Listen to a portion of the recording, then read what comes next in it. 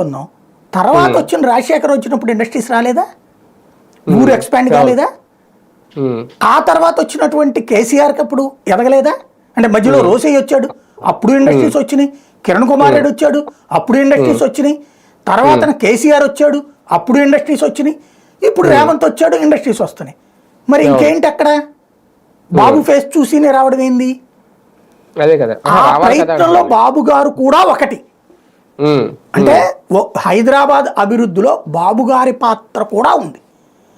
బాబు గారి పాత్ర మాత్రమే అనేటటువంటిది నేను చెప్పినట్టు విద్యావంతులైనటువంటి బానిసల మనస్తత్వం. అది ఆయన వల్లనే ఊరు బాగుపడిపోయింది, ఆయన వల్లనే ఇది అంటే ఆయన ఒక బిల్డింగ్ తెచ్చి ఉంటాడు, అంతకుముందు బోల్డ్ బిల్డింగ్లు ఉన్నాయి అక్కడ.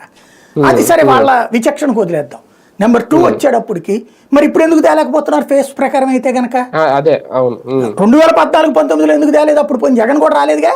ఇప్పుడంటే పోయిన జగన్ చూసి నన్ను రాలేదని అబద్ధం ఏదో చెప్పొచ్చు ప్రజల్ని. 14-19 మధ్యలో ఎందుకు రాలా? అప్పుడు కియా వచ్చింది అంటారు. కియా ఎవరి ద్వారా వచ్చింది?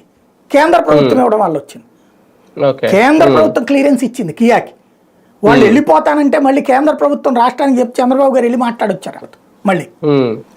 అలాంటిది ఇక్కడ ఇప్పుడు సమస్యల్లా ఏంటంటే ఎక్కడ పెట్టాలి? ఫస్ట్ మ్యాన్ పవర్ ఉండాలా, ఇన్ఫ్రాస్ట్రక్చర్ ఉండాలి. ఇప్పుడు హైదరాబాద్ ఎందుకండి ఎవడైనా చూస్ చేసుకుంటుంది? హైదరాబాద్ అనేది ఒక డ్రగ్ సిటీ అనాలన్నమాట. అంటే డ్రగ్స్ అమ్ముతున్నారని కాదు. అక్కడికి వెళ్తే మనకి రాబుద్దేదు. హైదరాబాద్లో ఉండేవాడికి వేరే ప్రాంతాలకు వెళ్ళి సెటిల్ అవ్వాలనిపించదు. మళ్ళీ బెజవాడకు వద్దాం, మళ్ళీ గుంటూరులో బతుకుదాంలే అనిపించదు.